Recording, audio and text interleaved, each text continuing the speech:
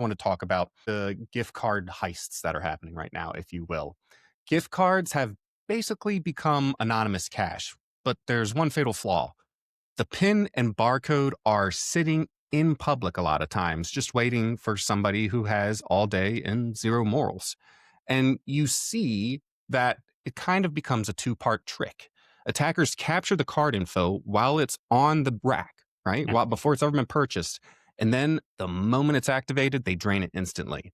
So you want to avoid this. And there's a couple different ways that you can avoid this. There are a few things that organizations and companies have started to implement in order to protect you and them better, because let's be honest, opening up an empty gift card doesn't look good for anybody. But not all of the companies have taken in these security measures. So things you want to look for when you're specifically looking at these cards is, do they have information on display? I'll give you a great example. My most secure credit card that I use is my Apple credit card. And a lot of people might make fun of that, right? When you talk about the Apple credit card, people say things like, oh, you're just an Apple fanboy and stuff like that, which are, I may be an Apple A little fanboy bit. at this point. I really wish I wasn't. I really wish I wasn't, because I held out long, buddy, on not getting this MacBook that I'm using now. You know, I held out long. But the reason I like the Apple card, and it's been one of the reasons it's been the most secure credit card I've had so far, is that it doesn't list any numbers whatsoever on the card. It's titanium and it just has Mhm. my name and nothing else. Additionally, so if I need the actual credit card number, it's in my phone, Yeah. hidden behind multiple layers of security, including Yep. Face ID, and I can change it whenever I want very easily, right? So if I have an issue, I can just burn it and go on to the next one. And Yeah. this keeps a level of security for that card.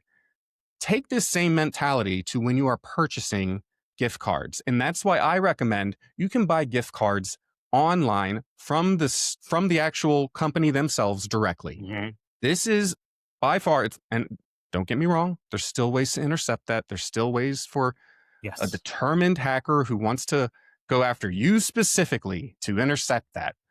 But if you have those kinds of enemies, I'm sorry for you already, because that's a bigger, you've got a bigger Yeah. problem than just someone stealing that. But go directly to the website and purchase them there. If you cannot do this and have to buy them from, say, a grocery store or somewhere else, make sure that the gift cards are either one, held in a secure location and you have to ask for them. Two, do not have any public facing information that it all has to be scraped off before you use it. Or three, you actually have the value of the card and the activation of the card occur all at once at the actual register, where there's nothing to steal beforehand. So they can't steal that information dynamically or statically. I guess it'd be static information printed on a static card. You catch my drift. Beforehand, so that then when you get to the register, you actually get the activation, you get the code, you get all the information there that is not physically on the card. These are things to keep a lookout for when you're actually buying these, so you don't have to avoid that awkward situation. Although maybe you do in an awkward situation. Maybe you want to give somebody an already used gift card. But perhaps that's a statement you have for an uncle or a cousin. I don't know. I don't know your relationship dynamics come the holidays. But if you actually want to appropriately give someone something, these are considerations that you should think about when you're going. Dustin,